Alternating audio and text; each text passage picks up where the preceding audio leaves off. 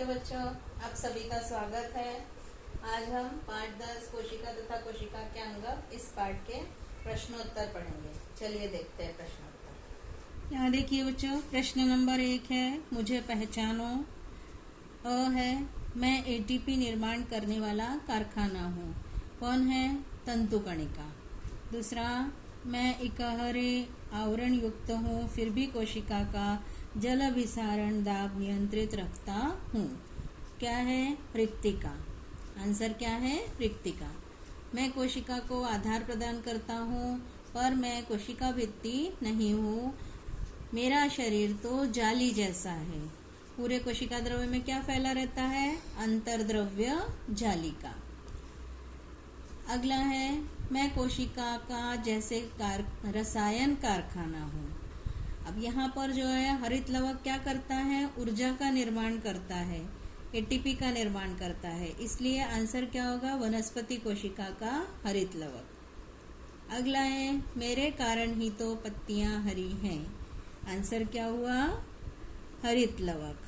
पत्तियां काय के कारण हरी होती हैं? हरित लवक के कारण होती है, जिसमें क्लोरोफिल पाया जाता है, रंग द्रव्य होता है क्लोरोफिल। अगला प्रश्न है, दूसरा प्रश्न है, तो क्या हुआ होता? पहला है, लाल रक्त कणिकाओं में तंतु कणिकाएं होती, तो क्या होता? तंतु कणिका क्या करती? सतत ऑक्सीकरण करती। इससे कोशिका में के भीतर ऊर्जा का निर्माण करती। ये तंतु कणिका का ऊर्जा समृद्ध यौगिक एटीपी का उत्पादन करती। इस प्रक्रिया में कोशिका में स्थित जो कार्बोहाइड्रेट वसा प्रोटीन है, इसका उपयोग करती। और तंतु कणिका जिन लाल रक्त कणिकाओं में उपस्थित होती है, वहाँ ऊर्जा उत्पादन करने के लिए पूरे के पूरे ऑक्सीजन का उपयोग स्वतः ही कर लेती। तो बाकी कोशिकाओं तक ऑक्सीजन की आपूर्ति नहीं होती। इस कारण सभी कोशिकाएं ऑक्सीजन नहीं प्राप्त कर सकती। दूसरा है, तंतु कणिका और लवकों में अंतर नहीं होता, तो क्या होता? तंतु कणिकाएं प्रकीर्णकों की सहायता से कार्बोहाइड्रेट वसा इत्यादि का ऑक्सीकरण करती है। लवक सौर ऊर्जा और पर्णारिम की सहायता से कार्बोहाइड्रेट्स का संश्लेषण करते हैं। हरित लवक दोनों ही कोशिका अंगकों के पास उनके कार्य के अनुसार अलग अलग प्रकीर्णक होते हैं। यदि तंतु कणिका और लवक में अंतर नहीं होगा, तो इन कोशिका अंगकों द्वारा किए जाने वाले विशिष्ट कार्य संपन्न नहीं हो पाएंगे। इसके बाद, झिल्ली अर्धपारगम्य न होती, तो अर्धपारगम्य झिल्ली होने के कारण क्या होता है? कोशिका के अंदर जो प्रवेश कुछ ही पदार्थों को प्रवेश करने देती है, और जो अवांछनीय हानिकारक पदार्थ होते हैं कोशिका के भीतर प्रवेश करने से वो रोक देती है।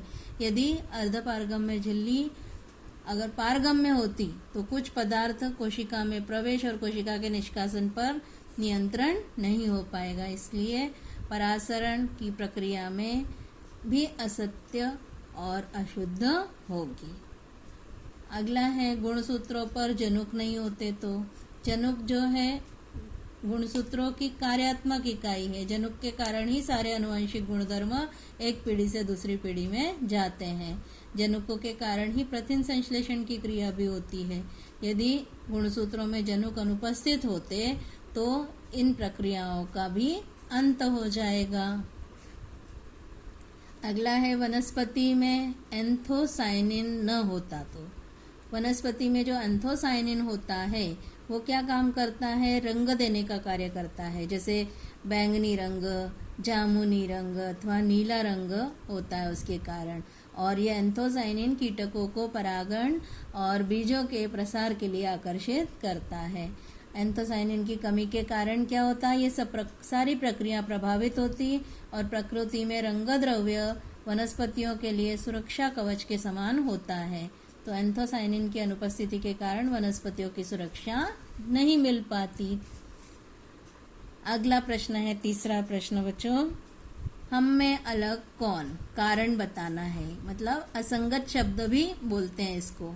तो केंद्र की, तंतु कणिका, लवक और अंतर्द्रव्य जालिका है। इन तीनों में अलग कौन सा है? केंद्र की है। कारण क्या है? अन्य सभी कोशिका के अंगक है। और केंद्र की कहाँ पाई जाती है? केंद्रक के अंदर पाई जाती है। तो केंद्रकी जो है इनसे अलग है। डीएनए, राइबोसोम्स, हरित लवक, इनमें अलग क्या है? हरित लवक, क्योंकि हरित लवक केवल वनस्पति कोशिका में पाया जाता है और डीएनए और राइबोसोम्स वनस्पति और प्राणी दोनों ही कोशिकाओं में पाए जाते हैं। अगला प्रश्न है बच्चों, चौथा प्रश्न है कार्य लिखो। इसमें कोशिका कला, ये आपके किताब में भी है बच्चों, सारे कार्य आपके किताब में भी दिए हैं। ये किताब का ही आंसर दिया है मैंने आपको। कोशिका कला के कार्य जो हमने पढ़े थे, ये कार्य यहाँ पर दिए हुए हैं, ये आपको लिखना है। फिर कोशिका द्रव्य के कार्य यहाँ पर दिए हुए हैं, उसको भी आपको लिखना है। लय कायिका के कार्य है, लय कायिका जो होती है आत्मघाती थैली भी होती है। अगर कोशिका जीर्ण और क्षतिग्रस्त हो जाती है तो लय कायिका फट जाती है और उसके पाचक रस स्वयं की कोशिकाओं का ही पाचन कर लेते हैं। तो ये मुख्य कार्य है लय कायिका का। फिर केंद्रक के 2 कार्य जो हमने पढ़े थे, रिक्तिका के कार्य भी, इनको भी आप देख के लिख लेंगे और याद करेंगे। इसके बाद लास्ट प्रश्न है, मेरा रंग किसके कारण? अचूक पर्याय चुनो। तो यहाँ पर आपको एक तरफ का लिखना है, जैसे लाल टमाटर, हरी पत्ती, गाजर, जामुन, और ये दूसरे तरफ का जो है आपको नहीं लिखेंगे सामने तब भी चलेगा, डायरेक्ट आंसर लिखिए। अब लाल टमाटर जो है इसमें काय के कारण लाल रंग होता है? लाइकोपिन के कारण। मैंने आगे आंसर दिया है, देखिए अ लिखा है, मतलब लाल टमाटर लाइकोपिन। हरी पत्ती काय के कारण होती है? क्लोरोफिल, हरित लवक के कारण होती है। गाजर में भी कैसा लाल रंग आता है? काय के कारण आता है? कैरोटीन, जीवन सत्व ए होता है। और जामुन जो होता है एंथोसाइनिन, अभी हमने पढ़ा जामुन में जामुनी रंग जो है काय के कारण आता है? एंथोसाइनिन के कारण आता है। तो आंसर आप डायरेक्ट उसके सामने लिखिए।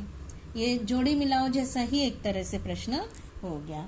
इस तरह से बच्चों आपके ये इस पार्ट के प्रश्न आपके कंप्लीट हुए।